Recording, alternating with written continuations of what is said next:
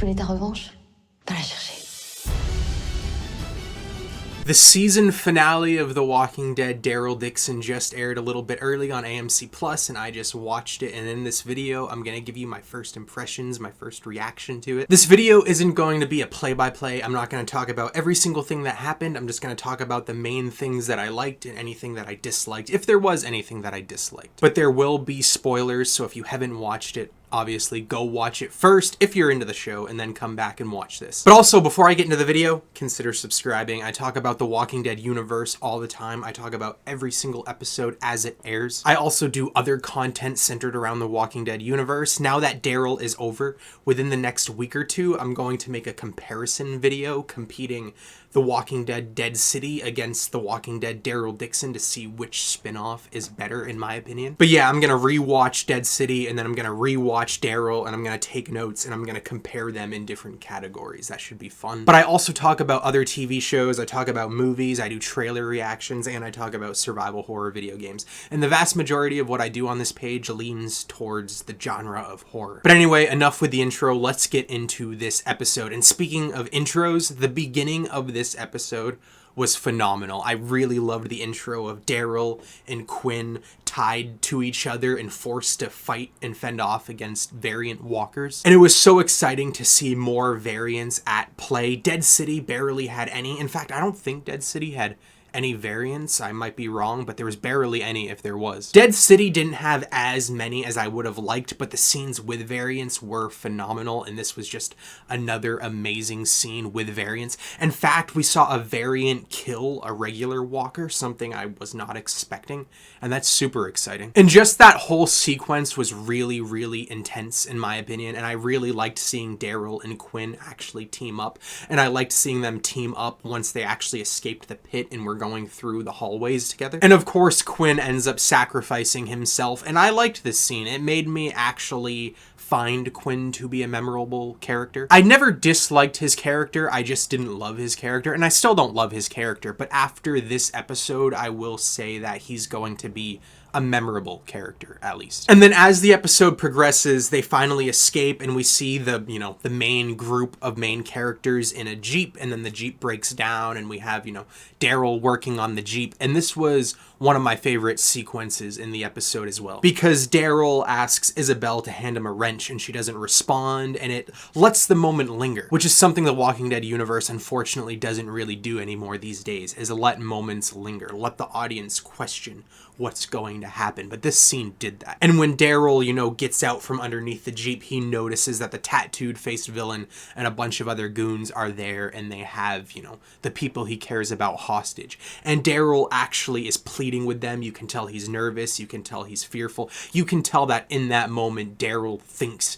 he's going to die and the people that he cares about are going to die. And this scene was impactful because the Walking Dead universe, unfortunately, doesn't really do that anymore. If you look at old school Walking Dead, like when the governor attacks the prison, or when Joe attacks Rick and Michonne and Carl on the road, and even when Negan is first introduced, you feel the desperateness of our main characters. You feel the fear when they're at Terminus too, also.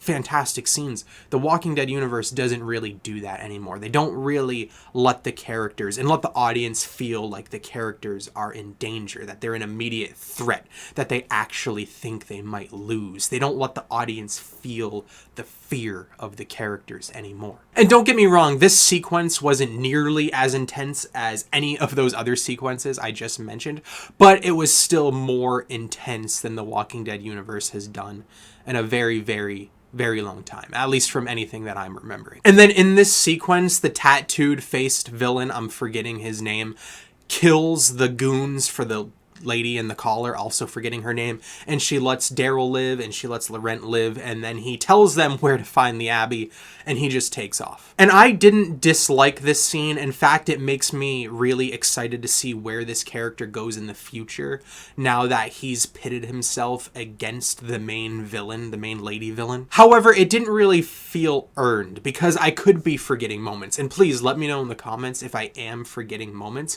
but I don't think that they hinted at this at all. I don't think that they hinted at the tattooed face villain wanting to betray the lady in the collar. Now, I know that he doesn't work for her technically, so I know he has no loyalty for her, and it never really implied that he did have any loyalty for her. But I also don't think that they've ever hinted at him letting Daryl live. Like, I know he didn't want to kill the boy, he didn't want to kill the rent, but I don't quite believe that he would have sacrificed and spared Daryl also. So it just felt very sudden. It didn't feel very earned for that character. And then finally, the group makes it to the Abbey, the place that they've been trying to get to this whole time. And I really, really like this structure. I really like the setup. It looks like a real-life Gondor from Lord of the Rings. And I just liked seeing this society. I liked seeing Daryl train people. I liked the people that we met in this community. I hope that this community is a huge focus of season 2 because it's just so fun to be there. And I kind of want to circle back to Daryl training the people, but it was in that moment where Daryl is teaching people how to use guns, how to fight, how to defend themselves, that it dawned on me that this whole season of Daryl was basically a fantasy plotline transported into a post-apocalyptic zombie storyline. Like, when you think about it, you get the stranger washing ashore of a strange land. You have this child who's like a prophet that all these characters are putting their faith and their belief in. You have different societies that take place in places that look almost like castles. And you have Daryl being the lone wanderer, the mysterious person that's forced into this plotline. It just very much reminds me of a fantasy story, and that's not me complaining at all. I actually think that's really, really cool. And then at the end of the episode, we get Daryl making his decision, and he wants to return to America, and he travels all the way to the beach in a sequence of amazing shots and amazing visuals, and he ends up on a beach, and he sees a bunch of graves for American soldiers from World War II. And I really, really, really like this because it gave us some backstory about Daryl that we've never gotten. And it just adds a new layer to this character.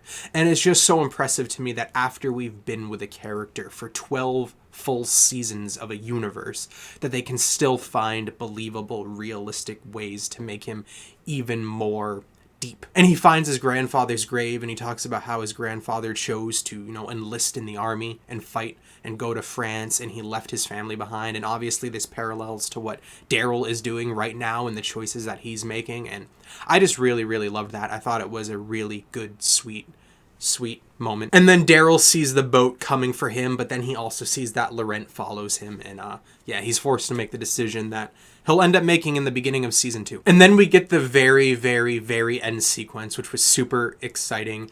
And spoiler alert here, but obviously you know that. And that's that Carol shows up in Maine, and she's hunting down Daryl. She's trying to find Daryl, and yeah, that was an amazing sequence. And I'm really, really excited to see Carol in season 2, and I didn't think that I would say that. I personally was excited when they announced that Carol was not going to be a part of the Daryl TV show for season 1, because I didn't think there was really anything else you could do with Carol. She's essentially been doing the same character arc over and over and over again for like the last 4 seasons of The Walking Dead. And I just thought that there was a lot more interesting things that you could do with Daryl, especially Daryl on his own. But when Carol showed her face, I felt happy. I actually felt happy to see her again. I missed seeing Carol, and I'm really excited to see what they do with her character in season 2, especially now that I know that the writing for The Walking Dead Daryl is really, really, really good. I think that this new showrunner and these new writers are going to be able to do things with Carol's character that the original Walking Dead show just wasn't able to do anymore. I'm still slightly hesitant because we've already had a lot of Carol character arcs, and I don't quite know what else they'll do with her character, but after seeing season 1 of The Walking Dead Daryl, I'm definitely giving them the benefit of the doubt, and I'm sure that they'll find a really cool thing to do with her. But anyway, there's my brief and quick thoughts on the season finale of The Walking Dead, Daryl Dixon. What did you think about the episode? Let me know in the comments. And once again, consider subscribing, and thank you for watching, especially if you watched this far. Next week is Fear the Walking Dead. I'm excited for that.